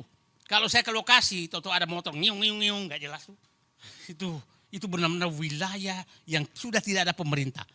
Saya pikir Bapak-bapak dan Ibu menyaksikan bagaimana laut di pagar. Adakah angkatan laut teriak? Adakah kepala desa teriak? Adakah camat teriak? Adakah tentara teriak bahwa laut tidak boleh dipagar? Nggak ada. Ini fakta bahwa wilayah ini sudah tidak ada negara. Itu fakta. Kan udah viral di mana-mana tuh. Pagar, laut dipagar sekian kilometer, nggak ada tuh yang teriak. Nah, ini kalau ini terjadi, saya katakan tadi, wilayah ini terbentang di 9 kecamatan dan saya perkirakan luasnya sampai 100.000 hektar. Perkiraan saya. Luas Singapura 73.000 hektar loh. DKI Jakarta 63.000 hektar. Ibu kota negara 53.000 hektar. Ini 100.000 hektar. Kalau sampai ke Merak, karena saya ini kemungkinan sampai Merak itu bisa sampai 150.000 hektar. Nah, orang menyatakan hanya 100 sebentar. Bapak kalau nanti punya waktu masuk ke batas PIK 2 sampai sekarang jalannya tuh dibangun sampai batas Sungai Cisadane, Sungai Kohot itu 35 km, Pak. Baru 2 kecamatan. Panjang jalannya sudah 35 km. Nah, kalau sampai ke sana itu saya yakin 100 km kali 10 km lebarnya saja udah 100.000 hektar. Nah, terus kalau dia membantah selalu menyatakan kami hanya PSN di di 2.800 hektar. Sebentar. Anda pasang papan nama PIK 2 semua di seluruh kecamatan tersebut. Itu papan namanya, fotonya ada di saya semua. Jadi jangan lagi ada mau membohongi rakyat. Nah, Yang ketiga, keterlibatan aparat sangat susah. Karena yang melakukan transaksi di bawah itu pasti lewat aparat desa. Aparat desa lah yang turun ke bawah. Nah, ketakutan rakyat sudah keterlaluan. Ketakutan rakyat. Kemarin saya dengan Pak Jaki turun itu, Pak jangan difoto, udah kayak begitu Pak. Udah saking ketakutannya. Karena sekali foto dengan Said Didu resikonya sangat besar. Udah dikenal. Nah sekarang permainan hukum kepemilikan ini sangat parah. Sangat parah. Saya kasih contoh begini. Kalau Anda nggak menjual, pasti mungkin 1 hari, 2 hari, 3 minggu lagi bahkan akan dipanggil aparat dan bekerja sama BPN. Mengindikan. Kan yang punya data sejarah tanah BPN. Ya kan, kita kan nggak tahu itu sejarah tanahnya. Nah, kalau udah kayak begitu, 2 kemungkinan, Bapak kehilangan atau mau negosiasi. Oke. Dan tidak sedikit warga, ada keluar di media itu, tanahnya umpamanya 30 hektar. Tahu-tahu hanya menjual 10 hektar. Maka 20 hektar dipersoalkan untuk dipaksa dijual juga dengan harga yang lebih rendah. Itu terjadi. Tapi di sana banyak toko besar yang punya tanah luas. Tapi tidak pernah ribut. Kemungkinan lewat negosiasi khusus. Oke, nah sekarang saya ingin mengatakan bahwa itulah yang terjadi di sana. Jadi saya ingin menyatakan Pak Amsari, perjuangan PSN PIK 2 ini adalah perjuangan untuk menghentikan hegemoni penguasaan negara oleh kelompok tertentu. Bukan sekedar bukan sekedar bahwa memang kita harus membela rakyat. Yang kedua adalah kita menghentikan agar tidak terjadi negara dalam negara. Yang ketiga, kita tidak mau ada enklave yang dikuasai oleh, mohon maaf, siapa tahu Sarah, etnis tertentu yang sangat eksklusif. Itu kita nggak mau. Negara ini bukan negara seperti itu. Jadi pada kesempatan ini saya hanya menghimbau kepada Presiden terpilih, gunakanlah patriotismemu, gunakanlah nasionalismemu, gunakanlah jiwa kerakyatanmu, jiwa keadilanmu untuk satu, menghentikan semua PSN yang ditujukan untuk swasta. Itu satu. Dimanapun. Yang kedua, hentikan bahwa ada wilayah eksklusif di negeri ini. Itu tidak boleh ada wilayah eksklusif. Kenapa? Eksklusif di negeri ini bahaya sekali. Negara ini sangat bahaya. Nah, kita tahu tetangganya PIK 1, PIK 2 itu sangat eksklusif. Nanti kalau ini 100.000 eksklusif, maka mungkin akan dibentuk pemerintahan istimewa. Kita nggak tahu. Politik bisa dibayar. Nah, ya udah wilayah semua begitu. Nah, terakhir saya ingin menggugah kepada pengembang, berhentilah tolim. Saya punya hitungan gini Pak Amsari. Mereka menjual tanah yang dekat laut itu 36 juta per meter. Yang dekat laut, dekat sungai. Yang di tengah-tengah 21 juta per meter. Kalau saya rata-rata berarti harga jual 25 juta per meter. Saya bilang begini, belilah tanah rakyat 1 juta. Oke. Sogoklah pemerintah, politisi, aparat 1,5 juta per meter, berarti 15 miliar per hektar. Saya izinkan nyogok. Berarti lebih tinggi sogoknya dari harga tanah kan. 2,5 juta per meter ongkosnya. Biaya pematangan lahan 2,5 juta juga deh, 5 juta. Oke. 5 juta kali 1,4 karena ada fasilitas sosial 40%. Maka saya perkirakan berarti 6,5 juta rupiah biaya tanah. Saya masukkan bunga bank 50%, maka kosnya kira-kira 1 meter itu, karena itu 9 juta rupiah. 9 juta rupiah. Anda jual 25 juta rupiah, berarti Anda masih untung 16 juta. Kurang biadab apa kalian mau membeli tanah rakyat 50 ribu? Anda masih bisa untung. Saya izinkan lo nyogok Pak. Bayangkan Muhammad Said Didu mengizinkan menyogok. Nah Tapi di mana? Itu kan hitungannya sederhana. Karena saya tahu harga tanah. Saya katakan ke mereka, kalau Anda sudah beli tanah rakyat 1 juta rupiah per meter, maka Said Didu berdiri di depan membela Anda. Tapi kalau Anda zolim membeli tanah rakyat dengan 50.000 rupiah, maka kita, bukan Said Didu berhadapan, seluruh rakyat Indonesia akan berhadapan dengan Anda terhadap kezaliman Anda yang didukung oleh pemerintah lewat PSN. Itu saya pikir ulasannya. Terima kasih. Assalamualaikum warahmatullahi wabarakatuh.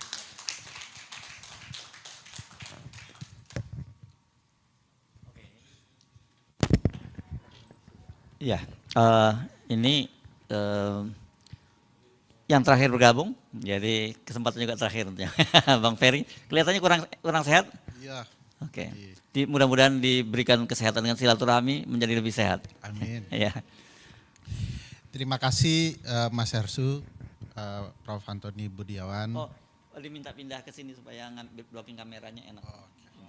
Bisa ya? Oke. Kenapa nih?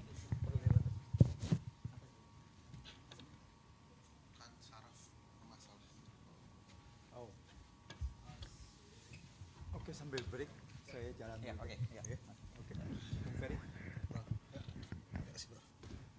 Oke, gimana udah bagus blocking kamera? Penting itu. Oke, yuk. Pak Said Didu, Bang Adi, Mas Hadi tadi juga saya lihat. Saya mohon maaf terlambat datang. Tadi pagi tidak bisa jalan, tiba-tiba jadi harus ke dokter. Kenapa tetap hadir dengan kondisi begini? Ya sayang saja membiarkan perjuangan Pak Said Didu sendirian. Mantap. Problematika PIK 2 dan PSN ini sudah jadi gejala nasional.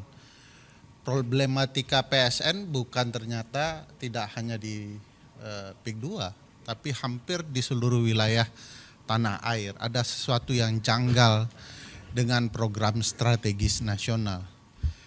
Strategis bagi negara, tapi tak strategis bagi warga negara. Itu problematikanya. Salah satu kecacatan besar dari program strategis nasional ini, kalau kita mau sigi dari perspektif Undang-Undang Dasar, yang saya sadar betul Mbak Bibip pasti mengurai hal yang sama. Bayangkan pasal 33 ayat 1 Undang-Undang Dasar kita itu sudah mulai dengan teks yang berbunyi, perekonomian disusun sebagai usaha bersama dengan pendekatan azas kekeluargaan. Pertanyaan besarnya, di mana sifat perekonomian dengan sebagai usaha bersama? Bersama siapa? Begitu ya. Atas azas kekeluargaan yang mana? Keluarga siapa? Keluarga Pak Said Didu yang ada di wilayah tanah beliau atau keluarga Pak Mulyono kan? Ini keluarga bisa macam-macam gitu ya. Jadi pendekatan konstitusional saja di titik awal merencanakan gagasan PIK 2 ini sudah bermasalah. Belum kalau kita menggunakan pendekatan pasal 33 yang lain ya, misalnya bumi, air, dan kekayaan yang terkandung di dalamnya dikuasai oleh negara untuk sebesar-besarnya kemakmuran rakyat. Pertanyaannya lagi, rakyat siapa? Rakyat yang mana? Apakah rakyat yang disebutkan oleh Pak Said Didu menguasai perekonomian kita? Atau rakyat yang kemudian secara politik telah menyumbang ratusan miliar dana untuk kepentingan politik kelompok tertentu? Maksud dibentuknya pasal ini adalah seluruh rakyat Indonesia. Bagi saya, kalau kemudian program strategis nasional itu tidak strategis bagi seluruh rakyat Indonesia, maka dia bukanlah sesuatu yang konstitusional. Dia pasti inkonstitusional. Nanti tadi sempat diceritakan soal bagaimana laut dibatasi, diberi pagar.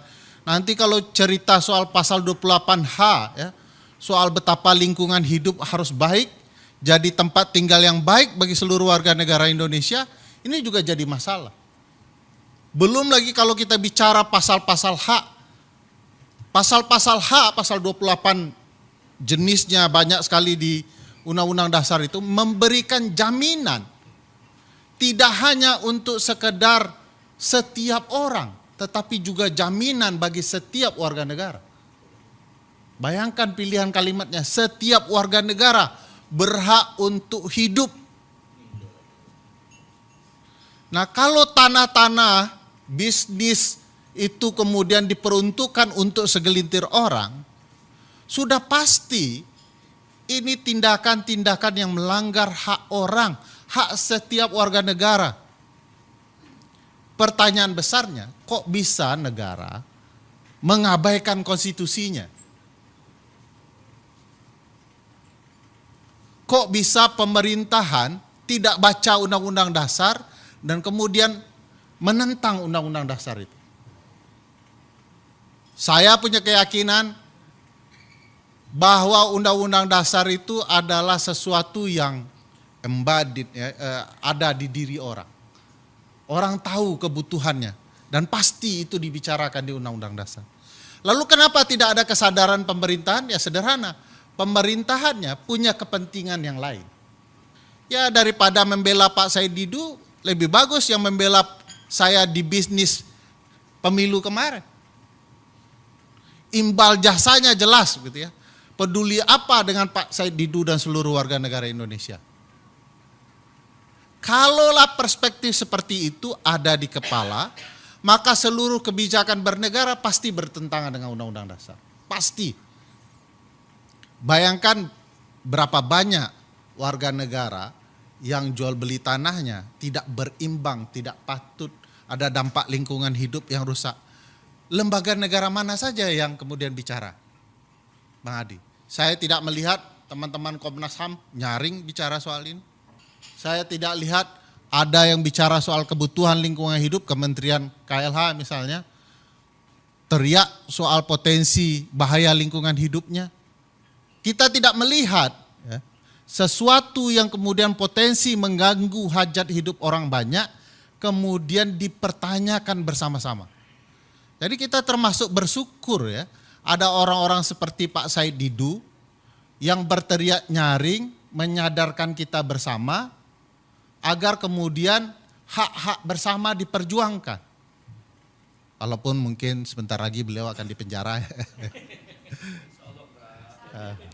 Nggak apa-apa Pak. Dalam perjuangan itu pilihannya menang atau dipenjara, nggak apa-apa. Saya yakin Pak Said Didu tidak sendirian.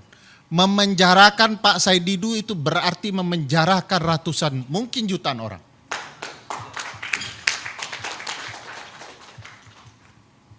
Kan kemarin sudah dapat pelajaran tuh. Publik diam-diam dipukulin terus, disakitin terus, tiba-tiba bak-bah ya, bergerak menyerang seluruh simpul-simpul politik ada di Republik. Dan belum berhenti. Kemarin Garuda Biru, September lambangnya Garuda Hitam. Itu mengindikasikan satu hal yang sangat penting menurut saya. Coba Anda bawa satu dari kami, Anda rasakan bagaimana pergerakan kami. Dan saya tidak terbayang kalau kemudian kesadaran orang bahwa apa yang dirasakan oleh warga negara yang ada di PIK 2 itu juga berdampak kepada hak kami, kepada lingkungan hidup kami, kepada kelayakan keluarga kami, kepada hak kami untuk berekonomi. Lalu tiba-tiba mereka marah dan kemudian bergerak bersama. Saya tidak terbayang, ini siklusnya bisa simultan. Ya. Kemarin ada teman-teman mengatakan begini, ya, ini kebiasaan takut bicara mungkin. Jadi mikrofonnya jauh terus. Kalau senior saya yang di ujung itu udah puas di penjara itu. Dan beliau bersedia menggantikan Pak Said Didu saya dengar. Saya pikir apapun ya, hari ini kalau kita tidak bergerak bersama, suatu waktu kita akan merasakan dampaknya ke kita. Kita tidak bisa melihat ya penderitaan sekelompok orang lain sebagai penderitaan mereka. Kita harus menyebut itu penderitaan kami. Dan apa yang terjadi di program-program strategis nasional, kan juga kita bisa ketahui ya di beberapa daerah itu jadi masalah. Saya ingat Komodo jadi masalah. Di daerah sini juga sudah dikuasai pebisnis yang menjadi objek pariwisata. Saya lupa di satelit Jakarta ini. Yang dijadikan oleh satu pebisnis Pak Haritanu. Lido. Nah, PIK 2 juga sudah kian besar dan saya pikir tanah yang dikuasai luar biasa. Saya tidak tahu ya apakah kemudian Jakarta dan sekitarnya begitu penting sehingga kemudian seluruh tanah mau diambil oleh kelompok bisnis tertentu dan nanti ibu kota dipindahkan gitu ya. Nanti rumusan bisnis itu akan juga ada di seputaran Jakarta. Menariknya kawasan aglomerasi yang termasuk Pastipik di dalamnya itu bukan kebetulan ya, dikuasai oleh wakil presiden kita ke depan. Menurut undang-undang daerah khusus Jakarta. Jadi bisa menarik juga ini ke depannya akan seperti apa. Dan Jakarta itu adalah kota dengan ratusan triliun uang yang bisa dikelola oleh siapapun termasuk oleh orang yang nanti akan menguasai kawasan aglomerasi. Jadi ada kepentingan bisnis luar biasa antara pebisnis dan yang berkuasa. Antara kita yang kemudian menonton bagaimana mereka dengan sombong ya, menggunakan kekuasaannya dan para penguasa yang tidak pernah melihat kita dan kebutuhan kita. Nah, menurut saya kalau secara konstitusionalnya ini sudah terang benerang ada problematika, PSN tidak boleh melanggar pasal 33, pasal 28, pasal 28D soal kepastian hukum dan lain-lain. Dan tidak boleh merugikan warga negara kita dalam hal dan keadaan apapun. Nah, saya merasa ya ini juga satu titik penting. Kalau kemudian ini gagal kita perjuangkan, bukan tidak mungkin ini akan berimbas kepada isu-isu yang lain dengan kegagalan-kegagalan yang lain. Mari kita buat ini berhasil. Kemarin kalau Garuda Biru bisa berhasil, saya yakin Garuda Hitam juga harus berhasil. Kalau perlu sampai tumbang gitu ya. Sekian, terima kasih. Assalamualaikum. Tadi disebut-sebut itu ada yang berpengalaman di penjara gitu ya. Coba kita minta ke depan dulu, Bung Jumhur untuk menyampaikan sesuatu. Diam-diam kita udah mulai curiga kalau dia diam-diam di pojok begitu kan. Ada mic di situ tuh. Silakan. Terima kasih. Bunyi ya? Enggak.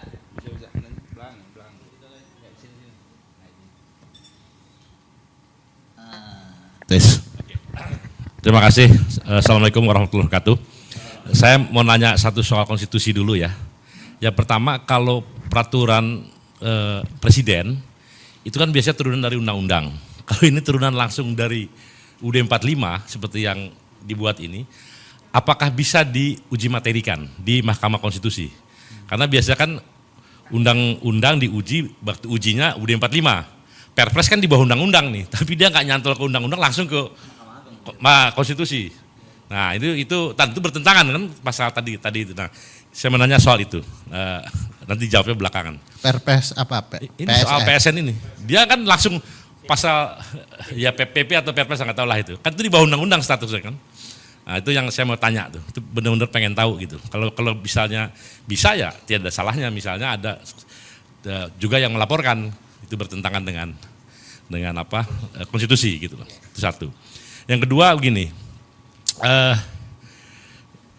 saya tertarik sekali dengan isu ini karena saya pernah di penjara gara-gara urusan ini. Waktu kami kuliah di ITB dulu, kami melawan Orde Baru melalui penggusuran tanah-tanah rakyat. Jadi ada Badega, ada Gedung Ombo, ada Cimacan, Pulau Panggung di Lampung. Itu semua kayak begini, digusur gitu dengan ganti rugi. Waktu itu 1 batang rokok tuh, 1 per meter persegi. Sebatang rokok Pak, rokok biasa itu. Kita marah gitu, dia kok bisa begini. Nah akhirnya singkat kata kita ngelawan Orde Baru dan kemudian saya dan teman-teman dipenjara 3 tahun. Nah sekarang ini berulang lagi gitu loh, berulang lagi. Waktu itu saya masih kuliah di ITB waktu itu. Mungkin kalau ada teman-teman mahasiswa nanti bisa mempelajari gerakan mahasiswa pada waktu itu. Sekarang muncul lagi dan saya mendalami lagi soal Max Havelaar yang kebetulan di Banten juga nih, di Lebak.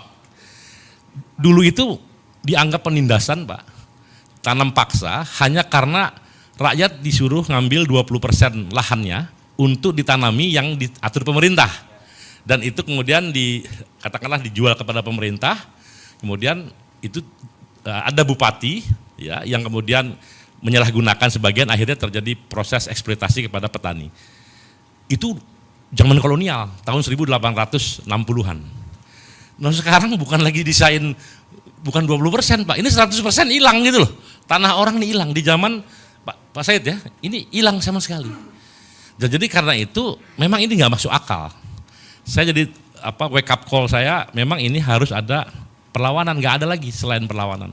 Dan perlawanan pertama, saya usulkan forum ini menobatkan Said Didu sebagai Indonesian Edward Douwes Dekker. Jadi Indonesian Multatuli. Karena yang satu di Lebak di Banten, ini juga di Banten juga. Nah, jadi kita panggil Pak itu Multatuli itu Pak, pejuang tuh Pak. Kalau dalam perspektif perjuang kemanusiaan. Nah, Multatuli Didu lah. Nah, jadi itu kita angkat dia sebagai, karena dia juga sendiri. Nah, cuman bedanya dulu medianya nulis novel, namanya Max Havelaar. Nah, sekarang dia cuap-cuap bukan cuap-cuap di YouTube.